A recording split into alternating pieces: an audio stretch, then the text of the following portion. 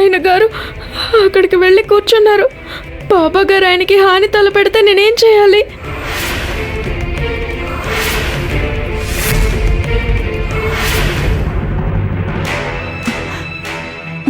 గంగి పిన్ని, మా సక్కు వదిన ఎక్కడుందో నీకేమన్నా తెలుసా? మా చిన్నమ్మ గారా? తను చాలా చాలా చాలా సంతోషంగా ఉన్నారు. ఎక్కడుంది? కార్తీక మాసం పూజలకి వెళ్లారు. వాళ్ళ అమ్మా నాన్నలతో కలిసి పండరీపురానికి వెళ్లారు. నిజంగానా? మన చిన్నమ్మ గారు చాలా చాలా సంతోషంగా ఉన్నారు. కార్తీక మాసం పూజలకి వెళ్లారు. వాళ్ళ అమ్మా నాన్నలతో కలిసి పండరీపురానికి వెళ్లారు. ఏమండి, నాకు గుండె దడదడలాడిపోతోందండి. తలుచుకుంటే వణుకొస్తోంది. ఆ సకు ఎందుకు ఇంటికి రాలేదు? అసలు అది ఎక్కడికి వెళ్ళింది? పోతే పోనీవే, పీడ విరగడవుతుంది. ఇంటికి పట్టిన శని వదిలిపోతుంది. అమ్మా వదిన సంతోషంగా ఉందట. తను పండరీపురానికి వెళ్ళింది. ఒరే మూర్ఖ శిఖామణి, నీకు ఈ మాట ఎవరు చెప్పారు? అసలు దాని గురించి ఎందుకు ఆలోచిస్తున్నావు?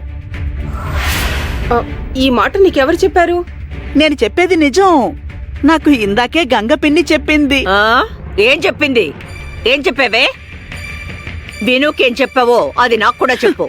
ఎక్కడుంది సఖు? సఖు చిన్నమ్మ గారు చాలా సంతోషంగా ఉన్నారు. పాండులంగడి భక్తులు వెళుతూ ఉంటారు కదా, అక్కడికి వెళ్లారు. కార్తీక మాసం పూజలకి వెళ్లారు. వాళ్ళ అమ్మా నాన్నలతో కలిసి పండరీపురానికి వెళ్లారు. అయ్యో వదినా, దీనికి పిచ్చి ముదిరిపోయింది. దాని మాటలు పట్టించుకోకండి. ఆ రోజు నుంచి ఇది ఎలాగే మాట్లాడుతోంది. ఏంటే గంగి, నువ్వెందుకెలా మాట్లాడుతున్నావు? అది మా చిన్నమ్మ గారు ఇప్పుడు సంతోషంగా ఉన్నారు. కార్తీక మాసంలో భక్తులు వెడతారు కదా, వాళ్ళ అమ్మా నాన్నలతో కలిసి పండరీపురానికి వెళ్లారు. సఖు చిన్నమ్మ గారు చాలా సంతోషంగా ఉన్నారు. పాండులంగడి భక్తులు వెళుతూ ఉంటారు కదా, అక్కడికి వెళ్లారు. వాళ్ళ అమ్మ నాన్నతో కలిసి పండరీపురానికి వెళ్లారు.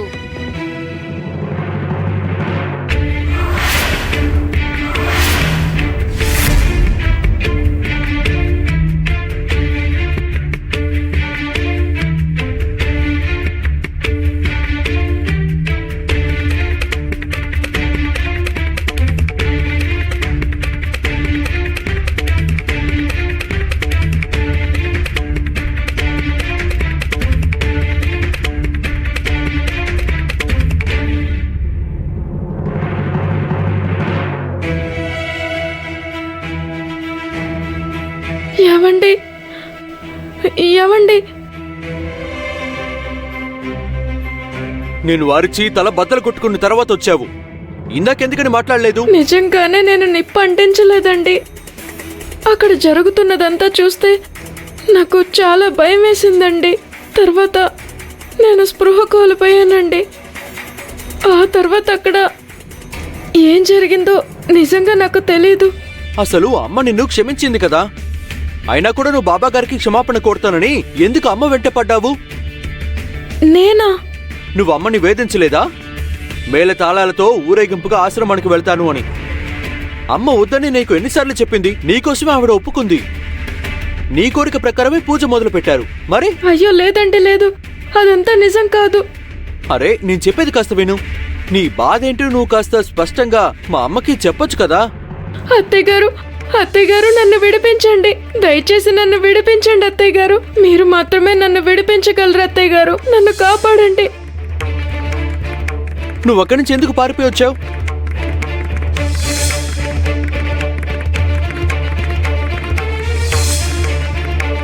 అమ్మ నిన్ను ప్రేమగా బాగా చూసుకుంటోంది కదా, అయినా నువ్వెందుకు పారిపోయావు? నీ వల్ల ఎంత గందరగోళం జరిగిందో తెలుసా నీకు? ఇప్పుడు దీన్ని ఎలా సరిచేయాలి నేను? అత్తయ్య గారు ఆయనకి పూర్తిగా మార్చి చెప్పారు. బావుంది. మళ్ళీ మౌనం. ఏవండి, మీరు ఇంట్లోకి రండి. రాను.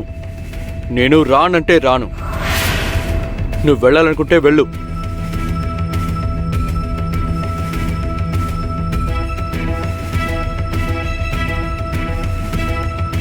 అరే, నేనేదో కోపంలో వెళ్ళమంటే సకు అలా వెళ్ళిపోయిందేంటి? ఏమిటో ఈ పిల్ల.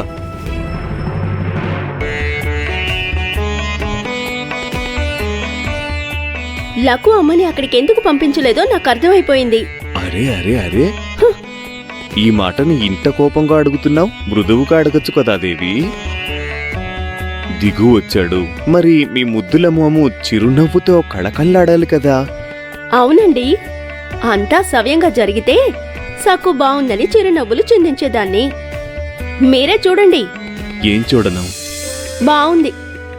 ఏమీ తెలియని అమాయకులు మరి. స్వామి, పెళ్ళైన తర్వాత మొట్టమొదటిసారి వాళ్ళకి ఏకాంతం లభించింది. ఇప్పుడైనా వాళ్ళిద్దరి మధ్య ఉన్న దూరం కరిగిపోతుందా? వాళ్ళిద్దరిని కాసేపైనా సంతోషంగా ఉండనివ్వండి. దిగు తన మీద అలిగి బయట కూర్చున్నాడు. ఇద్దర్లో ఎవరు చిన్న, సకునా దిగునా? మీకు నవ్వెందుకొస్తోంది? డేలి, దిగు నిజంగానే కోపంగా ఉన్నాడనుకుంటున్నావా నువ్వు? ఆ, భార్య మీద హక్కు, ప్రేమ ఉంది, అధికారం ఉంది, అందుకే అలిగాడు. అది నిజమైన క్రోధం కాదు, వైరము కాదు. సఖు మీద అపారమైన ప్రేమ ఉంది, అభిమానం ఉంది. ఎలా చెప్తున్నారు? నేను కూడా అప్పుడప్పుడు నీ మీద ఇలాగే అలుగుతూ ఉంటాను కదా దేవి. ఎందుకో చెప్పు? నేను అలిగితే నువ్వు వచ్చి బ్రతిమిలాడతావని, ప్రేమగా పలకరించి నా అలకని పోగొడతావని. హ్మ్, చిరు కోపాలు, అలకలు బంధాన్ని బలపరుస్తాయి, ప్రేమని పెంచుతాయి. ఓదార్చేవాళ్లు లేనప్పుడు ఎడవటంలో అర్థం ఉండదు.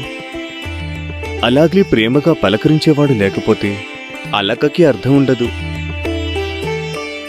వాళ్ళిద్దరూ ఒకరినొకరు అర్థం చేసుకునే సమయం ఇది. హ్మ్. నా సకు చిన్నదైనా అన్ని విషయాలు తెలుసు. క్షణంలో భర్త అలకని పోగొడుతుంది చూడండి. ఈ పిల్ల నా పరువు తీసింది. మాట వరుస కంటే అలా వెళ్ళిపోవడమేనా? నేనొక్కడిని ఇక్కడ కూర్చొని కాకుల్ని పిచ్చుకల్ని లెక్క పెట్టాలా? పాపం నా భర్త వసూలుకు వెళ్ళి 4-5 రోజుల తర్వాత అలసిపోయి వచ్చాడు. అయినా నన్ను వెతకడానికి బయలుదేరాడు. కాసేపైనా ఆయన విశ్రాంతి తీసుకోలేదన్న ఆలోచన ఉండాలా వద్దా? వెళ్ళమంటే వెళ్ళిపోయింది.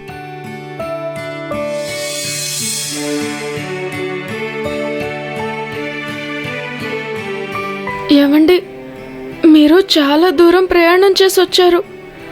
రాగానే విశ్రాంతి తీసుకోకుండా నన్ను వెతకడానికి బయలుదేరారు. దాహంతో ఉండుంటారు. ఈ పానకం తాగండి. మీకు నా మీద కోపం వచ్చిందా అండి? లేదు. నా మీద అలిగారా? లేదని ఇప్పుడే కదా చెప్పాను.